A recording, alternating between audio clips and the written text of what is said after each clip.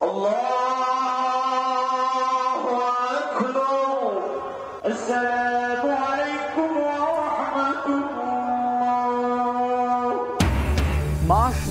সিয়াম সাধনার পর আনন্দে মাতোয়ারা গোটা দেশ। ঈদ জামাতে মুসল্লির ঢল, মুসলিম উম্মাহর কল্যাণ ও বিশ্বে শান্তি কামনায় দোয়া। যত বাধাই আসুক, ঐক্যবদ্ধ থেকে নতুন বাংলাদেশ গড়ার আহ্বান প্রধান উপদেষ্টার। জুলাই গণ অভ্যুত্থানে শহীদদের স্মরণ ও আহতদের সুস্থতা কামনা।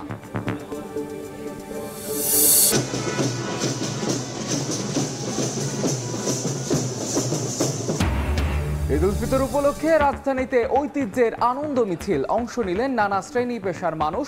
মানিক মিয়া এভিনিউতে উৎসব আয়োজন।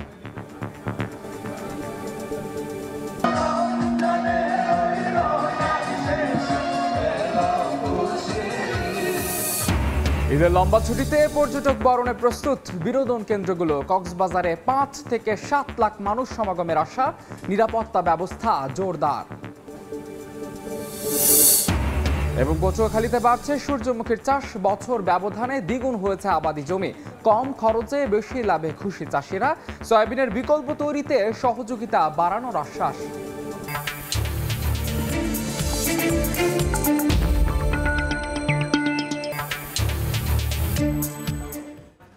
ঈদ মোবারক দেখছিলেন শিরোনাম। আমন্ত্রণ জানাচ্ছি দেশ ও দেশের বাইরের অর্থ বাণিজ্যের নানা খবর নিয়ে আমাদের নিয়মিত আয়োজন এ সময়ের বাণিজ্যে। আপনাদের সঙ্গে আছি আমি মাহাদ ইসলাম ধ্রুব। এক মাস সিয়াম সাধনার পর ধর্মীয় ভাব গাম্ভীর্যে পালিত হচ্ছে পবিত্র ঈদ উল ফিতর। জাতীয় ঈদগাহে প্রধান জামাতে ঢল নামে মুসল্লির। সকালে 8:30টায় শুরু হয় ঈদের জামাত। এতে অংশ নেন প্রধান উপদেষ্টা ডক্টর মোহাম্মদ ইউনূস সহ সরকারের বিভিন্ন মন্ত্রণালয়ের উপদেষ্টা। ছিলেন রাজনৈতিক দলের নেতারাও। সুষ্ঠু ব্যবস্থাপনায় সুশৃঙ্খলভাবে জামাতে অংশ নিতে পেরে সন্তুষ্টি প্রকাশ করেন সাধারণ মানুষ।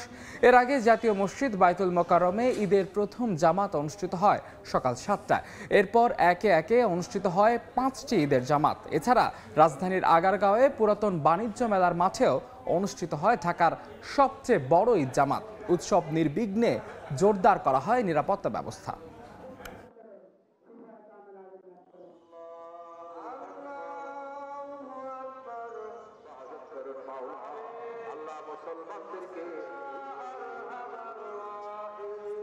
ছেলেকে নিয়ে প্রথমবারের মতো জাতীয় ঈদগাহে নামাজ পড়তে এসেছে। ঈদ মোবারক, খুব ভালো লাগছে, পরিবেশ ভালো। বাবার সাথে নামাজ পড়তে আসছে, ঈদ মোবারক। আমরা একটা বৈষম্যহীন বাংলাদেশ চাই, একটা মানবিক গণতান্ত্রিক বাংলাদেশ চাই, শোষণমুক্ত এবং গুমখুরমুক্ত একটি নিরাপদ বাংলাদেশ প্রতিষ্ঠা হোক। আল্লাহর কাছে দোয়া করি যে সবাই যে আমরা একত্রিত থাকতে পারি। যত বাধাই আসুক, ঐক্যবদ্ধ থেকে নতুন বাংলাদেশ গড়ার প্রত্যয় ব্যক্ত করেছেন প্রধান উপদেষ্টা ডক্টর মোহাম্মদ ইউনূস। জাতীয় ঈদগাহ মাঠের প্রধান ঈদ জামাতে অংশ নিয়ে কথা বলেন তিনি। দেশবাসীকে ঈদের শুভেচ্ছা জানিয়ে সংক্ষিপ্ত বক্তব্যে প্রধান উপদেষ্টা বলেন, নতুন বাংলাদেশ গড়তে সবাইকে এক থাকতে হবে।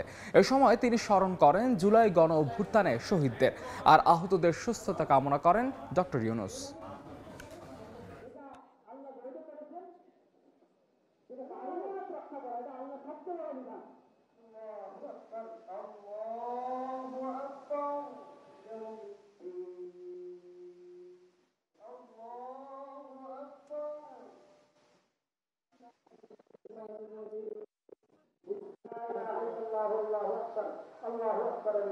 আজকের দিনে আমরা প্রার্থনা করি যে নৈকট্য আজকের দিনে আমরা শুরু করলাম, এই নৈকট্য এবং এই ঐক্য জাতির জন্য যেন স্থায়ী হয়, আমরা যেন একটা ঐক্যবদ্ধ জাতি হিসেবে সামনে এগিয়ে যেতে পারি। যারা নতুন বাংলাদেশের স্বপ্ন বাস্তবায়ন করার জন্য নিজের আত্মহত্যা দিয়েছেন, স্বাভাবিক জীবন যাপন করতে পারছেন না, তাদের স্মরণে আমরা যেন মোনাজাত করি আল্লাহর কাছে। আমরা অবশ্যই সেই স্বপ্ন বাস্তবায়ন করবই। ঈদ নামাজ শেষে রাজধানীতে আয়োজন করা হলো বর্ণাঢ্য ঈদ আনন্দ মিছিল। সকালে রাজধানীর আগারগাঁও পুরাতন বাণিজ্য মেলার মাঠে নামাজ শেষে ঢাকা উত্তর সিটি কর্পোরেশনের উদ্যোগে শুরু হয় ভিন্ন ধর্মী আয়োজন। সুলতানি ও মুঘল আমলের সঙ্গে মিল রেখে আয়োজিত ঈদ মিছিলে অংশ নেন সব শ্রেণী পেশার মানুষ। ছিলেন অন্তর্বর্তী সরকারের স্থানীয় সরকার উপদেষ্টা আসিফ মাহমুদ, ঢাকা উত্তর সিটি কর্পোরেশনের প্রশাসক মোহাম্মদ এজাজ সহ গুরুত্বপূর্ণ ব্যক্তিরা উপস্থিত ছিলেন। পুরাতন বাণিজ্য মেলার মাঠ থেকে মিছিলটি মানিক মে এভিনিউতে গিয়ে শেষ হয়। পরে সেখানে আয়োজন করা হয় সাংস্কৃতিক পরিবেশনা।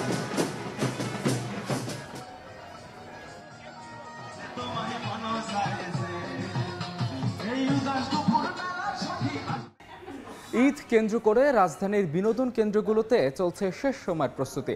নিরাপত্তা ব্যবস্থা জোরদারের পাশাপাশি ভিড় এড়াতে জাতীয় চিড়িয়াখানায় করা হয়েছে 28টি গেট, যা খোলা থাকবে সকাল 9টা থেকে। এভাবেই দুপুরের খাবার শেষে মা সজারু আগলে রেখেছেন তার নবজাতক সন্তানকে। যেসব অভিভাবক এবার পরিকল্পনা করছেন ঈদে শিশুদের নিয়ে রাজধানীর কোথাও ঘুরতে যাবেন, তাদের জন্য অপেক্ষা করছে 2 নবজাতক সহ মা সজারু। রোববার জাতীয় চিড়িয়াখানায় চলছে ঈদকে ঘিরে শেষ সময়ের প্রস্তুতি। প্রকৃতির সান্নিধ্যে পরিবারকে নিয়ে যারা সময় কাটাতে চাচ্ছেন, বাঘ, হরিণ, সজারু, উট পাখিও তাদের ঈদ আনন্দকে বাড়িয়ে দিতে পারে কয়েক গুণ। বসে আছি জাতীয় চিড়িয়াখানার বকের রাজ্যে। এখানে প্রায় 1000 থেকে 1200টি বক রয়েছে, যারা প্রত্যেকদিন 88 কেজি পুঁটি মাছ সহ নানান ধরনের মাছ খেয়ে থাকেন। আসন্ন ঈদ উপলক্ষে তাদেরও রয়েছে বাড়তি আমেজ। এছাড়াও এখানে রয়েছে 107 প্রজাতির প্রায় 3000 প্রাণী। টাইগারে গরম লেগেছে জন্য গোসল করছে। আজকে একটু ভিড় কম একদম, তাই আমি আজকে নিয়ে এসেছি। পাখি দেখেছি, বিভিন্ন প্রজাতির গাধা দেখেছি। প্রতি বছরের মতো এবারও প্রায় 1 লাখের বেশি দর্শনার্থী প্রত্যাশা করছেন চিড়িয়াখানা কর্তৃপক্ষ। এজন্য বাড়ানো হয়েছে নিরাপত্তা ব্যবস্থা। থানার পুলিশ এখানে কাজ করবে, টুরিস্ট পুলিশকে আমরা করছি, তারাও এখানে করবে। র্যাবের সাথে আমরা যোগাযোগ করছি, র্যাবকে আমরা পত্র দিচ্ছি, সেটা সেনাবাহিনী টহল আছে, সেনাবাহিনীকে অবহিত করা হয়েছে। এবছর ভিড় এড়াতে মূল কাউন্টারের সঙ্গে থাকছে 28টি টিকিট কাউন্টার এবং মোট 17টি প্রবেশ পথ। চন্দ্রিমা চৌধুরী, সময় সংবাদ, ঢাকা। ঈদ উল ফিতরের লম্বা ছুটিতে কক্সবাজার ছুটছেন ভ্রমণ পিপাসুরা। পর্যটন ব্যবসায়ীদের আশা 5 থেকে 7 লাখ পর্যটকের সমাগম ঘটবে এবার। তবে তাদের দাবি, পর্যটকদের নিরাপত্তা নিশ্চিত করার পাশাপাশি হোটেল, মোটেল, রেস্তোরাঁ কিংবা যানবাহনে যাতে অতিরিক্ত টাকা আদায় করা না হয় সেদিকে দৃষ্টি দিতে হবে প্রশাসনকে। মোহাম্মদ ফরাজের ক্যামেরায় বিস্তারিত জানাচ্ছেন সুজাউদ্দিন রুবেল। সাগরের ঢেউ আছড়ে পড়ছে উপকূলে, ঢেউয়ের সঙ্গে দুলছে ডিঙ্গি নৌকা। বালিয়াড়িতে খেলা করে লাল কাঁকড়া, দল বেঁধে ছোটাছুটি করে এদিক ওদিক। তাই তো ঈদের টানা ছুটিতে ভ্রমণ পিপাসুদের কাছে টানে কক্সবাজারের পাহাড়, সাগর ও প্রকৃতির অপরূপ সৌন্দর্য। ঈদ উল ফিতরের লম্বা ছুটি।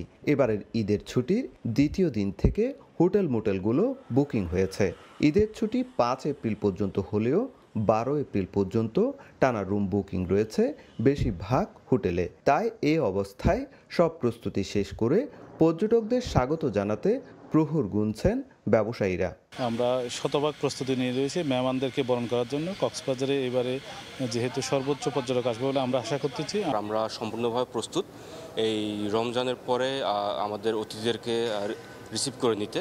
ঈদের ছুটিতে কক্সবাজারে আসছে 7 লাখের বেশি পর্যটক। তাই পর্যটকদের নিরাপত্তা নিশ্চিত করার পাশাপাশি হয়রানি রোধে সব সংস্থাকে সক্রিয় রাখার দাবি জানালেন হোটেল রিসোর্ট মালিক সমিতির নেতারা। যাতে তাদের ভ্রমণকে সুন্দর এবং নিরাপদভাবে উপভোগ করতে পারে, সেজন্য আমরা আশা রাখবো জেলা পুলিশ, টুরিস্ট পুলিশ এবং জেলা প্রশাসন পর্যাপ্ত নিরাপত্তার ব্যবস্থা করবে। আর ঈদের টানা ছুটিতে ভ্রমণে আসা পর্যটকদের নিরাপত্তায় প্রস্তুত টুরিস্ট পুলিশ। দালালরা বেশি রুম বুক করে রেখেছে কিনা এবং সেক্ষেত্রে কৃত্রিম রুম সংকট তারা সৃষ্টি করবেন কিনা, সেই বিষয়টার উপরে আবার আমাদের কড়া নজরদারি থাকবে। যে এই ধরনের অপরাধ করবে তাকে সাথে সাথে আইনের আওতায় আনা হবে। কক্সবাজারে রয়েছে 5 শতাধিক হোটেল, মোটেল, রিসোর্ট ও গেস্ট হাউস, যেখানে দৈনিক ধারণ ক্ষমতা 1.5 লাখের কাছাকাছি। সুজাউদ্দিন রুবেল, সময় সংবাদ, কক্সবাজার। 4.5 কোটি মানুষের শহরে এক এক জনের এক এক রকম ঈদ। রাজধানীর পরিচ্ছন্নতা কর্মীদের কথাই ধরুন না, ঈদের দিন পরিবার পরিজন ছেড়ে তাদের ভোর শুরু হয় সড়কে। ঈদের নামাজ কিংবা পরিবারের সঙ্গে ঈদ উদযাপন কোনো কিছুরই নেই নিশ্চয়তা। তবুও রাতভর কাজ শেষে মুখে প্রশান্তির হাসি। নগরবাসীর সুন্দর ঈদ উদযাপনই তাদের একমাত্র চাওয়া। ধ্রুব ব্যানার্জির রিপোর্ট।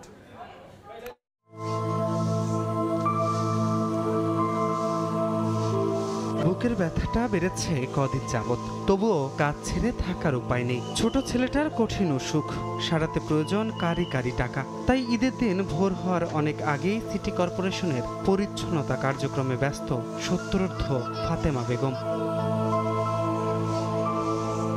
রাজধানীর পরিচ্ছন্নতা কর্মীদের অনেকেই বার্ধক্যের ভারে নুয়ে পড়েছে, তবে পিছু ছাড়েনি দায়িত্ব ও কর্তব্যবোধ।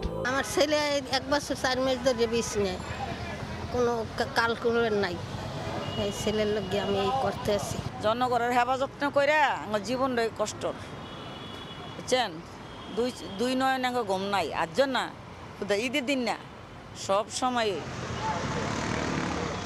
কাজ শুরু হয়েছে চাঁদ রাতে, সময় গড়িয়েছে ভোর হতেই জায়নামাজ হাতে ঈদের জামাতে যাওয়ার জন্য যখন নগরীর সবাই প্রস্তুতি শুরু করেছে, ঠিক একই সময়ে পরিচ্ছন্নতা কর্মীদের গল্পটা ভিন্ন। নিশ্চয়তা নেই ঈদের নামাজের, কাজ শেষ হতে যেয়ে এখনো অনেক দেরি। নামাজ বাগে জুড়ে না, জামাতের সাথে পড়তে পারি না। এই ঈদের সময় দেশবাসীর জন্য আমাদের এই ঈদের আনন্দ বিসর্জন দেওয়া। নামাজ তো পাইতে পারি নাও পাইতে পারি, এটার কোনো ইয়ে নাই। হ্যাঁ, কিন্তু তো কাজ তো আমাদের করতেই হবে। কষ্ট আছে পরিবার পরিজন ছেড়ে ঈদ উদযাপনের আক্ষেপ। তবুও এই মানুষগুলোর চোখে মুখে আছে এক প্রশান্তির হাসি। নিজের খুশি বিসর্জন দিয়ে হলেও তারা চান নগরবাসীর আনন্দের ঈদ উদযাপন। কষ্ট তো অবশ্যই কষ্ট হইতেছে, এত ফল কিছু ওই বেতন যাতাই। বাড়ি যায় গা গোসল ধুইয়া টুইয়া নাই না খুললে খাওয়া দাওয়া করিয়া ঘুমাম। অবশেষে ফুটেছে ভোরের আলো। পরিচ্ছন্নতা কর্মীদের কেউ এখনো ঘরমাক্ত শরীরে কাজ শেষের অপেক্ষায়, কেউ আবার প্রশান্তি নিয়ে ফিরছেন নিজ গন্তব্যে। জাদুর শহরে এমন গল্প জানেই বা কতজন। ধ্রুব ব্যানার্জি, সময় সংবাদ, ঢাকা। দেখছেন এ সময়ের বাণিজ্য।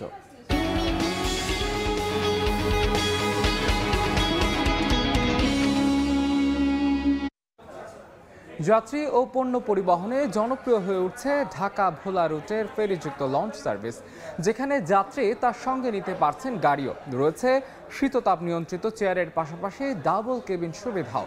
এতে স্বল্প সময়ে পণ্য পরিবহন ও আরামদায়ক যাত্রা করতে পারছেন সংশ্লিষ্টরা। ফেরিঘাটের উন্নয়ন সহ যে কোনো ধরনের সহায়তার আশ্বাস দিয়েছে জেলা প্রশাসন। ভোলা ঘুরে এসে কাজল আব্দুল্লাহ রিপোর্ট, ছবি তুলেছেন খলিলুর রহমান।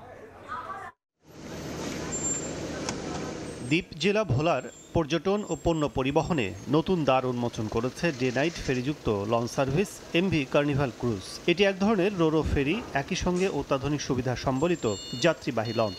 এই ব্যবস্থাপনায় একজন যাত্রী তার গাড়িটিও সঙ্গে করে নিয়ে যেতে পারবেন ভোলায় নিজ গন্তব্যে। কার্নিভাল ক্রুজে একসঙ্গে বড় গাড়ি বা ট্রাক 12 থেকে 15টি কিংবা 25টি প্রাইভেট কার পরিবহন করা যায়। এছাড়া দোতলা ও তৃতীয় তলায় যাত্রীদের জন্য রয়েছে শীততাপ নিয়ন্ত্রিত 57টি কেবিন ও 180টি চেয়ার সিট। অন্যান্য লঞ্চের তুলনায় কম ভাড়ায় বেশি সুবিধা পাচ্ছেন যাত্রীরা। হয়রানির থেকে আমরা মুক্তি পাইছি, এখন আমাদের জন্য সবচেয়ে সেফলি একটা জার্নি হয়েছে, সুন্দর একটা জার্নি এই লঞ্চ। 5-6 দিন থাকা লাগে না, এদিক দিয়ে আমরা দিন চাইলে আসতে পারি। পদ্মা সেতু তৈরির পর দক্ষিণাঞ্চলের একমাত্র জেলা ভোলা, যেখানে বিকল্প নেই নদীপথের। অন্যান্য রুট দিয়ে ভোলা যেতে নদী পারাপারে প্রয়োজন হয় দীর্ঘ সময়। পরিবহন চালকরা জানান, স্বল্প সময় যাতায়াত, কম খরচে ভোগান্তিবিহীন হওয়ায় এই রুট বেছে নিয়েছেন তারা। লক্ষ্মীপুর অনেক সময় লাগে যাতায়াত করতে, এটা দিয়ে আমরা দিনাদিন এসে মাল নামাইতে পারি, আমাদের অনেক সহজ হয়েছে। ওদিক দিয়ে এলে তো রাস্তা পথ তোর পথে অনেক ঝামেলা হয়, অ্যাক্সিডেন্ট হয়, এই জন্য এদিকে দিয়ে যাতায়াত করলে অনেক ভালো হয়।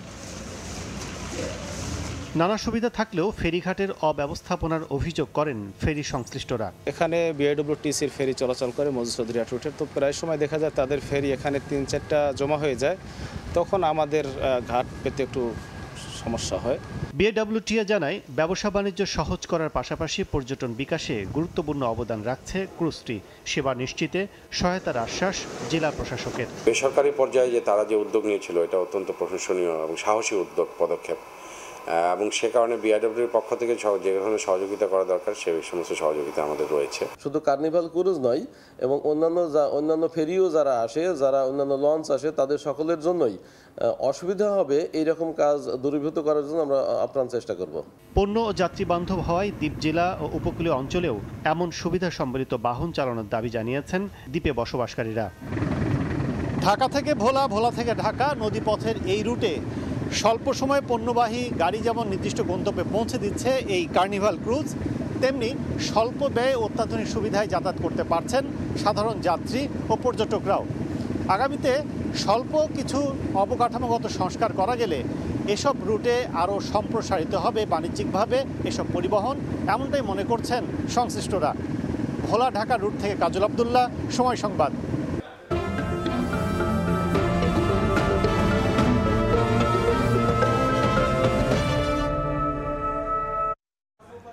পটুয়াখালীতে বাড়ছে সূর্যমুখীর চাষ। বছর ব্যবধানে এবার দ্বিগুণ হয়েছে আবাদি জমির পরিমাণ।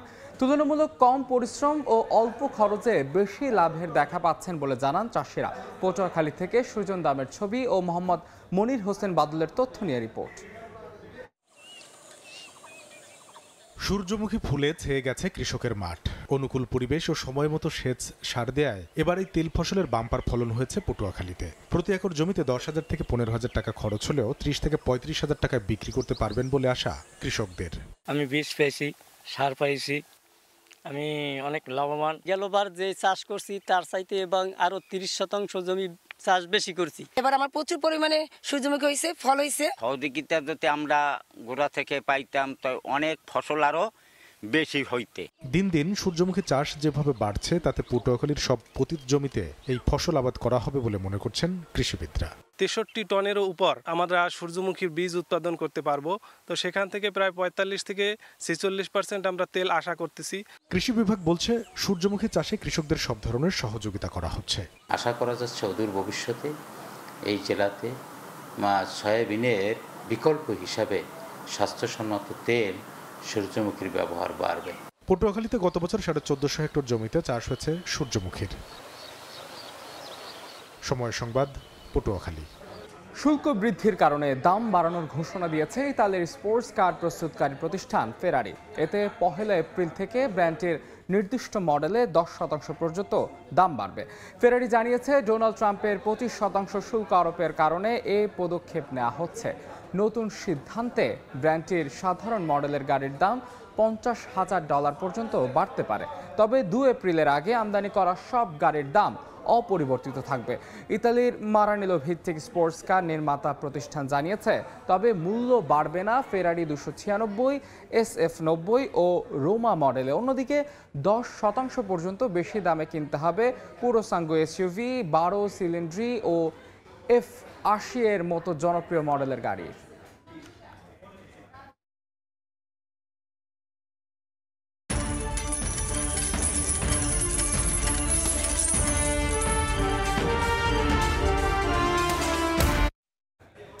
ডলারের দুর্বল অবস্থানের কারণে বিশ্ববাজারে বাড়ছে স্বর্ণের দাম। মূল্যবান ধাতুর দাম বৃদ্ধির তালিকায় রয়েছে রূপা ও প্লাটিনাম। দিন দিন আরও মূল্যবান হয়ে উঠছে অলংকারী ধাতু স্বর্ণ। ইনভেস্টিং.com-এর তথ্য, বর্তমানে বিশ্ববাজারে প্রতি ট্রয় আউন্স মূল্যবান এই ধাতু বিক্রি হচ্ছে $3,143.52। গেল এক মাসে দাম বেড়েছে 7.6%। এক বছরের সর্বনিম্ন $2,238.5 ও সর্বোচ্চ $3,144 বেচা কেনা হয়েছে প্রতি আউন্স স্বর্ণ।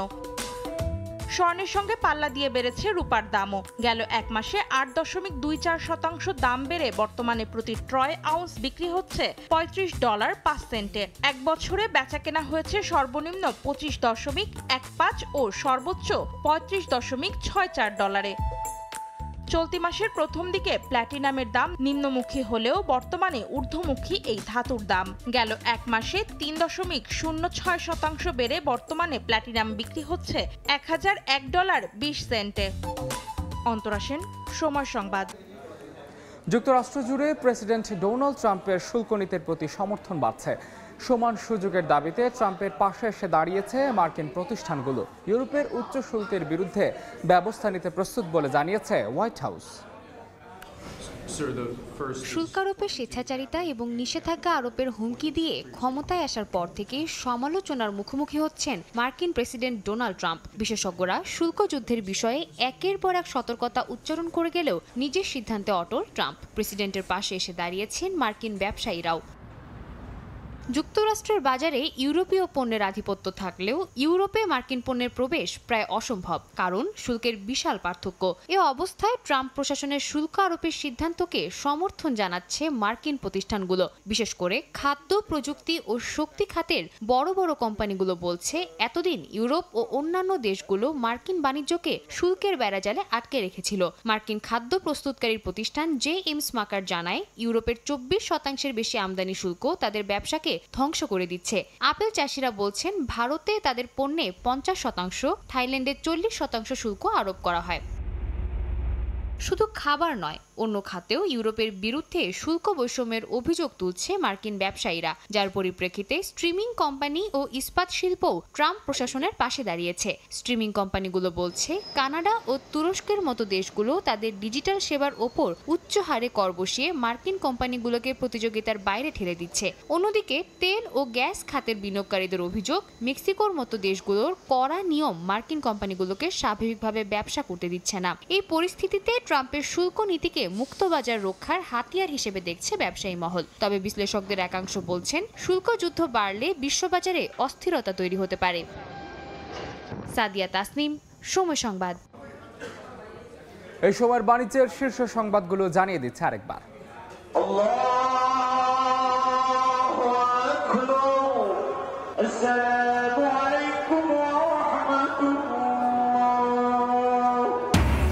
মাসব্যাপী সিয়াম সাধনার পর আনন্দে মাতোয়ারা গোটা দেশ।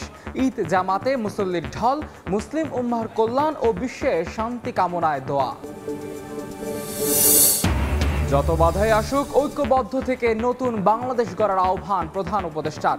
জুলাই গণ অভ্যুত্থানে শহীদদের স্মরণ ও আহতদের সুস্থতা কামনা।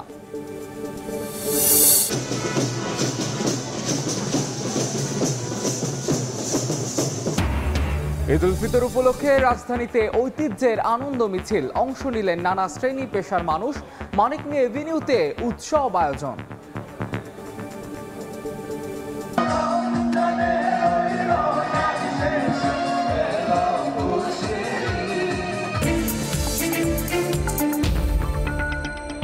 এই ছিল এ সময়ের বাণিজ্যে। সঙ্গে থাকুন সময়ের।